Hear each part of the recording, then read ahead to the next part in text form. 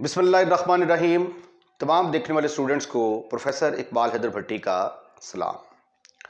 My dear students, हम vector analysis start कर चुके हैं और आज उस सिलसिले में तीसरा लेक्चर जो है वो मैं डिलीवर करने लगा हूँ, जिसके अंदर हम डिस्कस करेंगे कि कोई वेक्टर दिया हो तो उसका यूनिट वेक्टर कैसे निकालते हैं, या कोई वेक्टर आपको दिया हो तो मैग्नीट्यूड 4, 5, 6 का निकालना हो तो उसका क्या तरीकाकार है। और फिर इम्पॉर्टेंट चीज़ जो आज के लेक्चर के अंदर हम डिस्कस करेंगे वो है डायरेक्शन को साइंस ऑफ ए वेक्टर क्या होते हैं। That is a very very important topic. तो ये चीज़ें आज के लेक्चर के अंदर शामिल हैं। ये छोटा सा एग्जाम्पल है, find unit vector of A is equal to 2i plus 3j plus 4k। इसका हमने यूनिट वेक्टर निकालना है। यूनिट वेक्टर का जो फार्मूला है वो क्या था, a unit vector is equal to vector divided by its magnitude. तो ये मेरे पास एक वेक्टर दिया गया है, इसका मैंने यूनिट निकालना है। तो यूनिट वेक्टर निकालने के लिए मुझे सबसे पहले क्या करना पड़ेगा, इसका मैग्नीट्यूड लेना पड़ेगा। वेक्टर का मैग्नीट्यूड किसके बराबर आएगा, आई के साथ जो लगा हुआ है उसका स्क्वायर प्लस जे के साथ जो लगा होगा उसका स्क्वायर प्लस के साथ जो लगा होगा उसका स्क्वायर, और होल का स्क्वायर रूट आ जाएगा। You will see that it will become 4 plus 9 plus 16, square root आएगा ऊपर, which is equal to square root of 29। This is the value of a magnitude. Now formula of unit vector is a unit vector is equal to a vector divided by its magnitude. What is vector A? That is given as 2i plus 3j plus 4k divided by the magnitude of A is under root 29. Further, I can write it as 2 over under root 29 plus 3 over under root 29 j plus 4 over under root 29 k आ जाएगा। This is your a unit vector. Now you can check it that because this is now a unit vector, when you will take the magnitude of this vector, you will see that the magnitude of this vector will be equal to just 1. This is a rough work. Just I'm checking it that whether it is a unit vector or not. Take its magnitude. What is the magnitude of A? Take the square of the first one, which is 4 over 29. Square root will be cancelled. Take the square of the second one, that is 9 over 29, and square of the third one, that is 16 over 29. This is further equal to 16 plus 4, 9 plus 29 over 29. You can see that the magnitude is 1. Therefore, this vector is a unit vector. अब इसकी statement देखें, find a vector of magnitude. Magnitude या norm दोनों के meaning same होते हैं। Find a vector of norm 5 या find a vector of magnitude 5 in the direction of this vector. पहले हमने यूनिट वेक्टर निकाला है। यूनिट वेक्टर ऐसा होता है जिसकी लेंथ 1 के बराबर होती है। अब हमें ऐसा वेक्टर चाहिए जिसकी लेंथ 5 हो, तो 1 को 5 से मल्टीप्लाई करेंगे तो आंसर क्या आएगा, 5। तो इसलिए हम क्या करेंगे कि पहले हम इसका यूनिट वेक्टर निकालेंगे। यूनिट वेक्टर निकालने के बाद उसको 5 से मल्टीप्लाई कर देंगे तो हमारे पास एक ऐसा वेक्टर आ जाएगा जिसका मैग्नीट्यूड 5 होगा। ये देखिए, इसका यूनिट वेक्टर तो अभी आपने निकाला है। A vector is given to you 2i plus 3j plus 4k। ये यहां से ऑलरेडी हमने कैलकुलेट किया हुआ है। Its unit vector is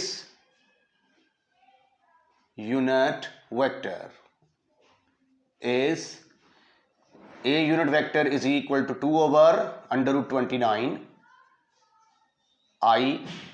You have to solve this question just like as, जिस तरह आपने ये पूरा सॉल्व किया है ना, ये पूरा यहां तक सॉल्व करेंगे बकायदा। Plus 3 over under root 29 plus 4 over under root 29। अब इस वेक्टर का मैग्नीट्यूड 1 है, हमें चाहिए magnitude 5। We need to find a vector of magnitude 5। For that what I have to do, multiply both side by 5, both side by 5 के साथ multiply किया तो ये मेरे पास एक ऐसा वेक्टर आ गया जिसका मैग्नीट्यूड 5 है, ओवर अंडर रूट 29 आई plus 15 over under root 29 j plus 20 over under root 29 के। राइट। अगर वो स्टेटमेंट में ये कह रहे हैं कि find two vector of magnitude 5, तो फिर हम क्या करेंगे, एक तो हमने ऐसे करके निकाल लिया ना, इसको हमने 5 से मल्टीप्लाई किया, तो सेकंड वेक्टर विल बी, फिर क्या होगा, second vector of magnitude 5 is, अगर वो दो वेक्टरों की डिमांड करता है तो फिर हम इसको -5 के साथ मल्टीप्लाई कर देंगे, मल्टीप्लाई 1 बाय -5। इसकी डायरेक्शन उलट हो जाएगी लेकिन इसका मैग्नीट्यूड 5 ही आएगा। -10 ओवर अंडर रूट 29, ये भी एक वेक्टर निकल आया जिसका मैग्नीट्यूड 5 होगा। -15 ओवर अंडर रूट 29 जे -20 ओवर अंडर रूट 29 के। इसी तरह अगर आपको यह कहा जाए कि फाइंड टू यूनिट वेक्टर, तो ये जो यूनिट वेक्टर निकाला है, ठीक है, इसको फिर माइनस से मल्टीप्लाई कर देंगे तो एक और यूनिट वेक्टर आ जाएगा, लेकिन उस यूनिट वेक्टर की डायरेक्शन क्या होगी, ऑपोजिट होगी। तो अगर पेपर में वो कहता है कि फाइंड टू यूनिट वेक्टर, तो फिर एक दफा ये जो प्लस वाला निकाल के फिर माइनस के साथ मल्टीप्लाई कर देना है। एग्जाम्पल नंबर 3 में हमने यूनिट वेक्टर निकालना है पैरेलल टू का मतलब है कि इसी के लॉन्ग, ठीक है ना, क्योंकि अगर ये वेक्टर ए है तो इसके पैरेलल ये भी वेक्टर ए ही होगा, ठीक है। और इसका जो यूनिट वेक्टर निकालना है, find a unit vector parallel to this, तो वो एक्चुअली ए की ही डायरेक्शन के अंदर होगा। तो इसको हल करने का तरीका क्या है कि पहले हम ऐसा करते हैं कि 3a - 2b वेक्टर निकालते हैं। i वेक्टर है मेरे पास i + 2j, a वेक्टर है मेरे पास i + 2j + 3k, और b वेक्टर है i - j + k। अब हमें 3a - 2b चाहिए, तो इसका नाम मैं c ना रख लूं, c = किसके बराबर आ गया, 3a - 2b। अब 3 × a की कीमत क्या है, a की वैल्यू है मेरे पास i + 2j। पहले मैं ये वेक्टर निकाल लूंगा, बाद में इसका मैग्नीट्यूड निकाल लेंगे हम, और फिर यूनिट वेक्टर भी निकल आएगा। -2 × b की जगह पे क्या आएगा, i - j + k। This is further equal to 3i + 2 3s are 6j plus 9k minus 2i plus 2j minus 2k. After simplification you will get 3i है, ये 2i है, तो सिंपल i रह जाएगा। ये 6j में से 6j में 2j ऐड किए तो आंसर आ गया 8j। 9k में से 2k निकाले तो बाकी रह गए 7k। ये मेरे पास एक्चुअली आया है वेक्टर c, जिसका नाम मैंने, ये 3a - 2b वेक्टर है जिसका नाम मैंने c रखा है। अब चूंकि इसका मैंने यूनिट वेक्टर निकालना है तो लिहाजा c मैग्नीट्यूड, या जिसको हम 3a - 2b मैग्नीट्यूड भी कह सकते हैं, वो निकालते हैं। मैग्नीट्यूड निकालने का तरीका i वाले कंपोनेंट का स्क्वायर प्लस j वाले कंपोनेंट का स्क्वायर, दैट इज 8² प्लस 7 का स्क्वायर, और होल का स्क्वायर रूट आ जाएगा। This is further equal to 1 plus 64 plus 49। ये बन गया 49 और 1 50, 50 के अंदर 64 ऐड किए तो 114 आ जाएगा, 114। अब ये देखें, जब मैंने इसका यूनिट वेक्टर लिखना है 3a माइनस 2b का यूनिट वेक्टर, तो फिर मुझे ऐसे करके नोटेशन लगानी पड़ेगी। कितनी अजीब लगती है ये। तो इसलिए मैंने क्या किया है, इसका नाम मैंने c रख लिया है। तो c यूनिट वेक्टर किसके बराबर होगा, अ vector divided by its magnitude. यानी ये देखें, actually 3a minus 2b vector over its magnitude, इससे मुराद ये है। अब 3a माइनस 2b की वैल्यू मेरे पास थी i plus 8j, i plus 8j plus 7k divided by 114।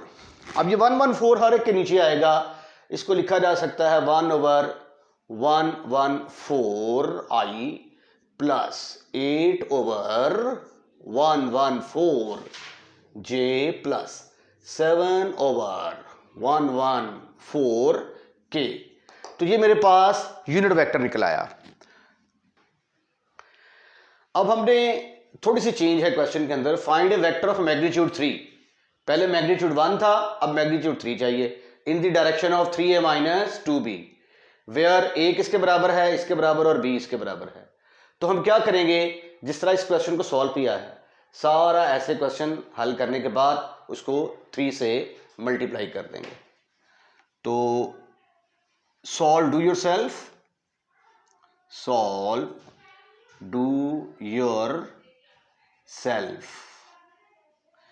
Up to यहां तक। ये जो सी यूनिट वेक्टर निकाला आपने, c unit vector is equal to 3a minus 2b, 3a minus 2b over 3a minus 2b का magnitude ये निकाला था आपने 1 ओवर 114 प्लस 8 ओवर 114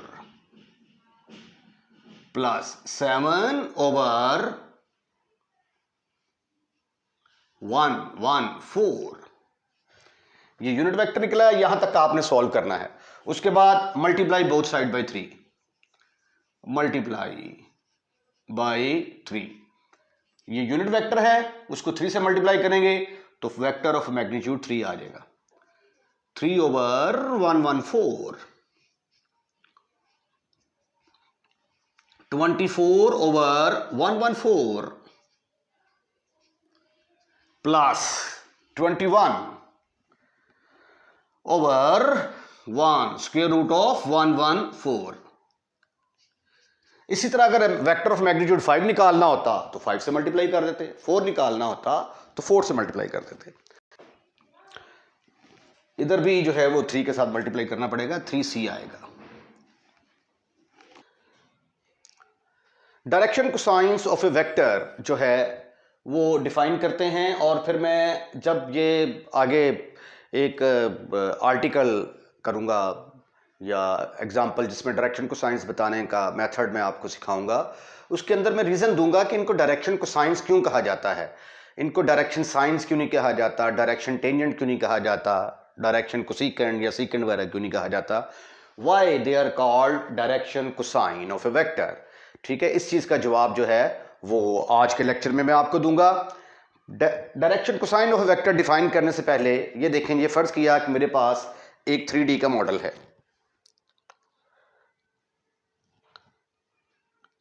ये है जी x axis, y axis, z axis.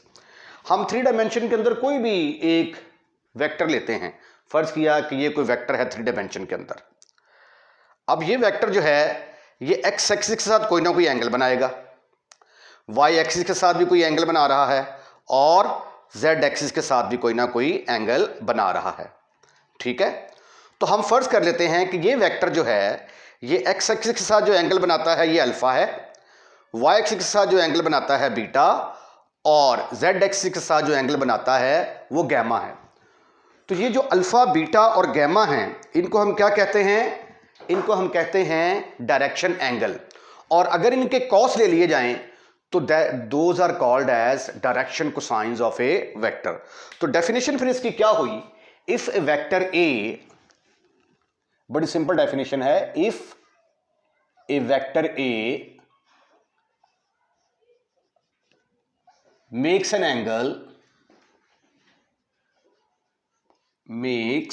an angle alpha beta gamma with x-axis, y-axis, z-axis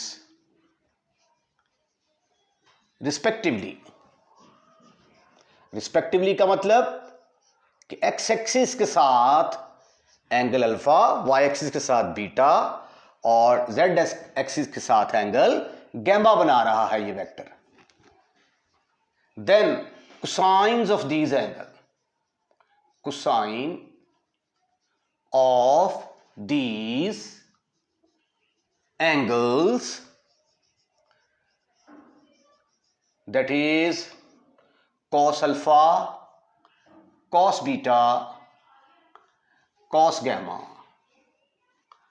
are called direction cosines of a vector. Direction cosines of a vector. अगर ये vector की जगह पे मैं line कर दूं तो वेक्टर भी एक लाइन होती है ना, तो ये direction cosine of a line आ जाएंगे। तो जब 3 डायमेंशनल ज्योमेट्री पढ़ेंगे 3D, तो उसके अंदर direction cosines of a line का जिक्र है। Definition is the same. और these are also denoted as, these are also denoted as, इनको डिनोट करने का एक और तरीका भी है, L is equal to cos of alpha, M is equal to cos of beta, N is equal to cos of gamma. और ये जो अल्फा बीटा गैमा है इनको क्या कहते हैं, direction angle. Alpha beta gamma are called, क्या कहलाते हैं, डायरेक्शन एंगल, डायरेक्शन एंगल।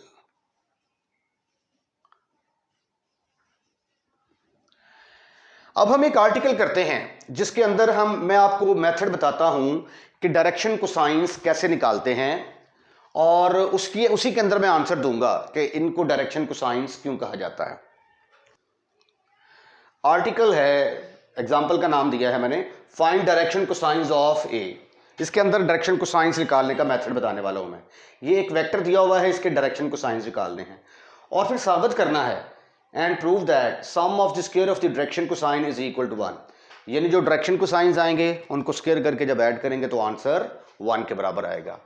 एक बात याद रखें कि जब भी आपको ये कहा जाए कि डायरेक्शन कोसाइंस आपने निकालने हैं तो सबसे पहले आपने उस वेक्टर का यूनिट वेक्टर निकालना होगा। ए वेक्टर है आपके पास xi plus yj plus zk। तो ए मैग्नीट्यूड किसके बराबर होगा, a magnitude will be equal to x का स्क्वायर प्लस y का स्क्वायर प्लस z का स्क्वायर और होल का स्क्वायर रूट।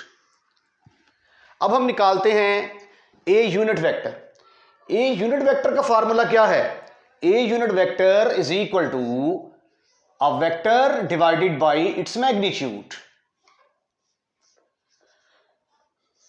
वेक्टर है आपके पास xi plus yj plus zk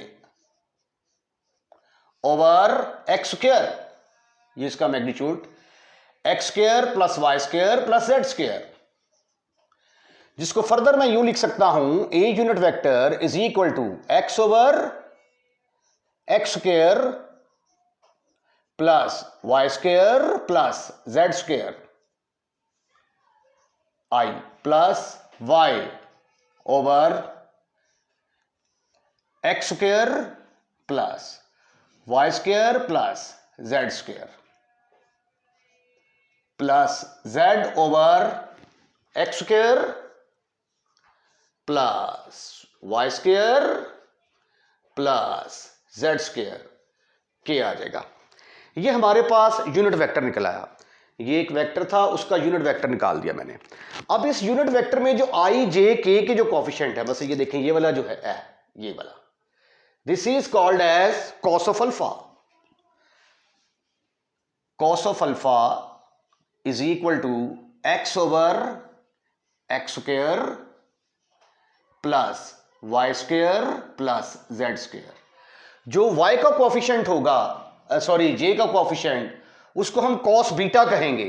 तो cos beta is equal to y over x square plus y square plus z square. अभी मैं थोड़ी देर बाद आपको आंसर देता हूं कि मैंने इसको cos अल्फा क्यों लिखा है। ठीक है, इसका आंसर एक्सप्लेन करना भी बाकी है। ये cos गैमा, डायरेक्शन को साइंस निकला है मेरे पास, मैंने यूनिट वेक्टर निकाला। यूनिट वेक्टर निकालने के बाद आई जे के जो कोफिशिएंट से उनको मैंने क्या कह दिया, मैंने कह दिया कि ये क्या हैं, ये डायरेक्शन को साइंस हैं। इसका नाम मैंने रख दिया नंबर 1, नंबर 2 और ये नंबर 3। अब देखें, जब मैंने आपको वेक्टर का पहला लेक्चर दिया था, उसके अंदर ये देखिए, ये हमारे पास एक वेक्टर है।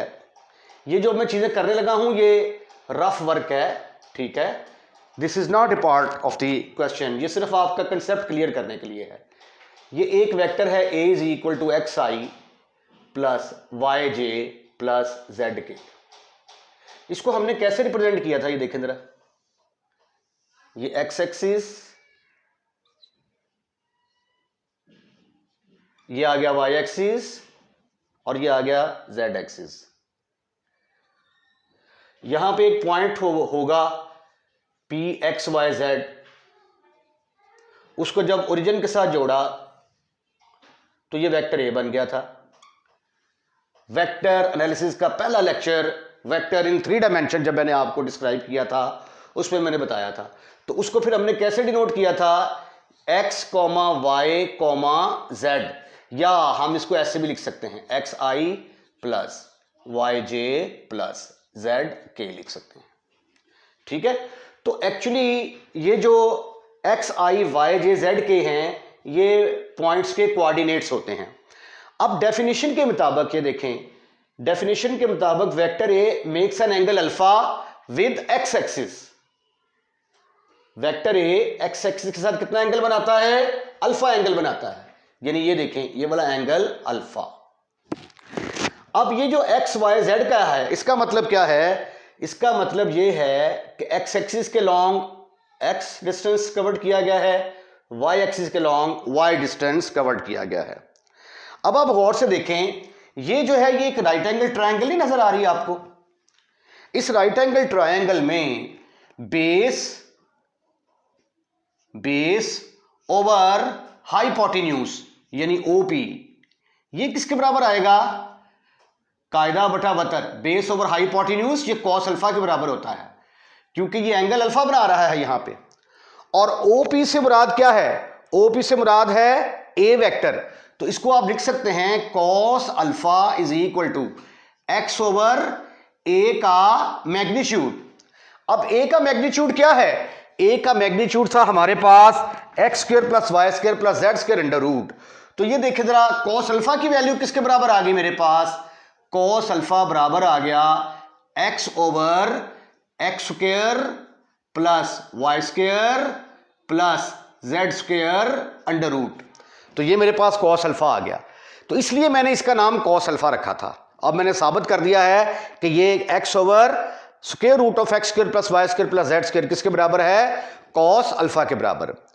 अब ये देखें, ओपी जो है ये एक्स एक्स के साथ कितना एंगल बनाता था, by definition it will makes OP makes an angle beta with x axis। तो अगर ये लेंथ y है तो ये वाली भी लेंथ किसके बराबर होगी, y के बराबर होगी। तो फ्रॉम फिगर कॉस बीटा किसके बराबर आएगा? अब ये देखिए, ये बीटा है, ये एंगल बीटा है, ये 90 का ये बेस बन गई, base over hypotenuse, y over hypotenuse बनता है a मैग्नीट्यूड। तो a मैग्नीट्यूड की वैल्यू किसके बराबर थी? x square plus y square plus z square under root. तो इसलिए मैंने कॉस बीटा, इसका नाम क्या रख दिया?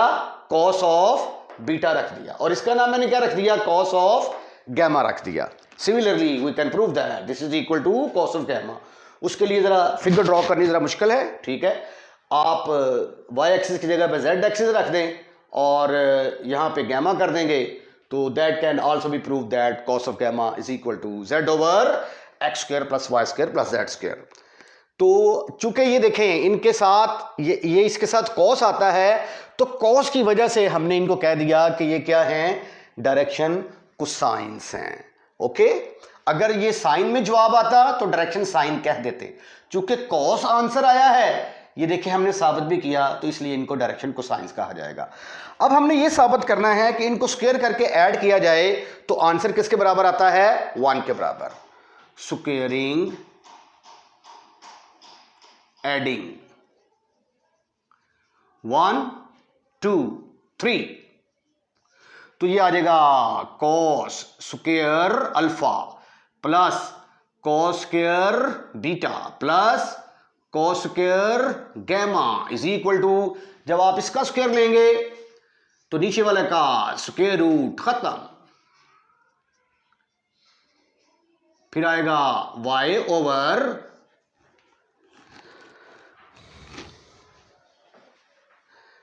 ओवर इसका स्क्वायर रूट खत्म, x square plus y square plus z square plus, ऊपर भी तो स्क्वायर लगा दें, इसका स्क्वायर लेंगे तो ऊपर आ जाएगा जेड स्क्वायर और नीचे स्क्वायर रूट खत्म, फिनिश, खल्लास।